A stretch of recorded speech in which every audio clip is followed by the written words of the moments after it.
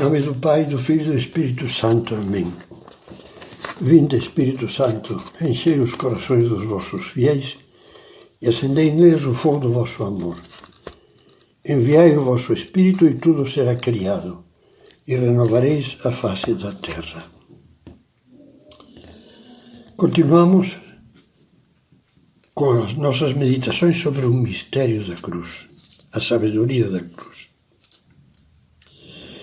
E nesta segunda meditação vamos começar lembrando que há certas questões fundamentais da vida de que nós só podemos nos aproximar com imenso respeito, dispostos, antes de tudo, a escutar com reverência o que Deus tem a nos dizer. Penso concretamente que há três realidades: o amor, a dor e a morte, que pedem, antes de nos chegarmos a elas, que inclinemos a cabeça e façamos como Moisés, quando Deus o interpelou do meio da sarça ardente. Deus lhe disse: tira as sandálias dos teus pés, porque o lugar em que te encontras é uma terra santa. Amor, dor e morte são terra sagrada. Abismos que sempre nos produzirão vertigem, porque são território de Deus. Nestas meditações tentaremos debruçar-nos um pouco sobre o abismo da dor. Procuraremos entrar nele com respeito e veneração, com o desejo, acima de tudo, de ouvir algumas das verdades sobre o sofrimento que Deus quis fazer chegar até nós, seus filhos. Há, com efeito, muitas páginas da Bíblia que iluminam como fachos de luz o mistério do sofrimento, sobretudo páginas do Novo Testamento, em cujo cume se ergue como um farol deslumbrante a cruz de Jesus Cristo. Como aprendizes de Deus, portanto, procuraremos meditar com simplicidade essas mensagens divinas, detendo-nos especialmente em três delas que podemos enunciar assim. Primeira, o diabo detesta a cruz. Segunda, Deus ama a cruz e salva-nos por meio dela. Terceira, a cruz, o sofrimento e o sacrifício pode e deve ser uma fonte de bênçãos divinas na nossa vida. A cada um desses temas vamos dedicar algumas meditações, mas antes será útil fazer um esclarecimento prévio sobre a terminologia que empregaremos. Atendo-nos ao modo de escrever habitual entre os autores cristãos, nós diremos cruz com minúscula. É difícil verbalmente expressar isso, mas procurarei lembrá-lo. Cruz com minúscula refere-se aos sofrimentos e sacrifícios da vida, mas não se deve aplicar a essa palavra o sentido pejorativo com que alguns falam das suas cruzes como de fardos insuportáveis. A cruz com maiúscula refere-se à cruz de Cristo e também, em alguns casos, as nossas dores e sacrifícios quando nós sabemos unir-nos à cruz de Cristo e procurar sofrer com Ele. Um dos primeiros pontos que eu mencionava é: o diabo detesta a cruz. Já vimos numa noite fechada o súbito clarão de um relâmpago. Num instante, a paisagem emerge das sombras, envolta em luz azulada, e se distinguem nitidamente as coisas que a noite deixava ocultas. É o que poderíamos chamar um choque de luz. Pois bem, vamos assistir agora a um choque de luz, potente e assustador como um relâmpago, que foi um dos primeiros clarões que Cristo projetou sobre o mistério da cruz. Para nós, será a primeira lição sobre a sabedoria da cruz que estes áudios desejariam ajudar a desvendar. Caminhava Jesus com os apóstolos e uma turma de discípulos quando, pela primeira vez, anunciou a sua paixão, que já estava próxima.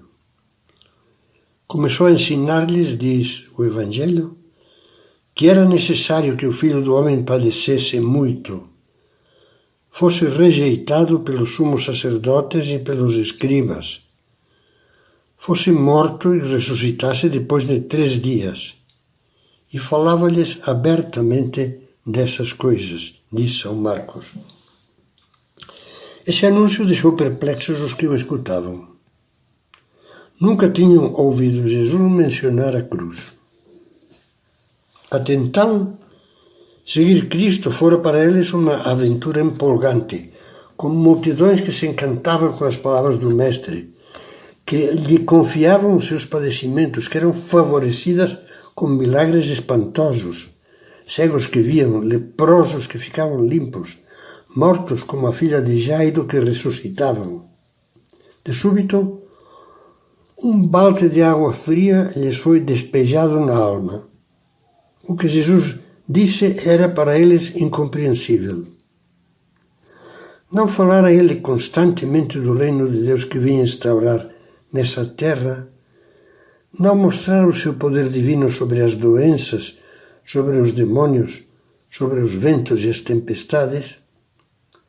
Não reduzir ao silêncio seus detratores, mostrando uma superioridade divina sobre eles?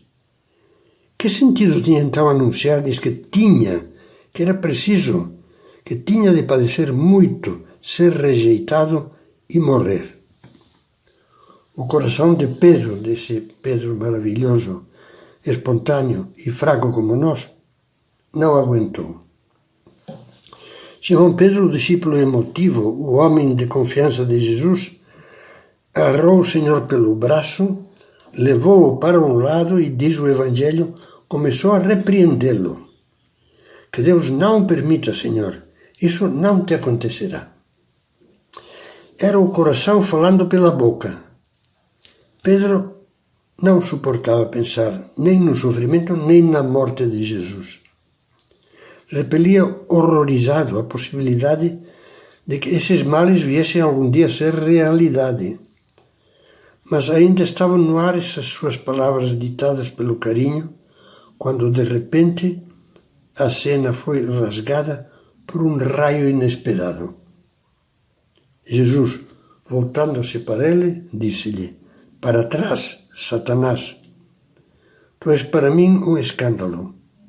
Teus pensamentos não são os de Deus, mas os dos homens." Nós ouvimos isso e ficamos desconcertados. Por mais que queiramos manter um respeito reverente por todas as palavras de Cristo, não conseguimos evitar a tentação de achar que desta vez Jesus foi duro demais, que exagerou. Deixemos passar essa primeira impressão, nós que somos emotivos como Pedro, e procuremos refletir serenamente sobre a cena. Perceberemos então que as palavras duras de Jesus não são um exagero, mas um alerta tremendamente urgente e necessário. Sim, essas palavras fortes de Cristo são necessárias para que nós não nos desencaminhemos. Eu diria que são especialmente necessárias no nosso mundo atual. Por quê? A razão é que o veemente protesto de Pedro, sem ele o saber nem suspeitar, foi diabólico. Foi o eco quase literal da terceira tentação com que Satanás assaltara Cristo no fim dos 40 dias de oração e jejum no deserto, quando o Filho de Deus se dispunha a iniciar a sua pregação. O diabo tinha proposto a Jesus reinar sobre o mundo, sem necessidade de passar pela cruz. O diabo disse: todos estes reinos te darei, se prostrando-te diante de mim me adorares. Rendendo-te a mim, vinha a dizer o diabo, poderás triunfar e reinar sem sofrer.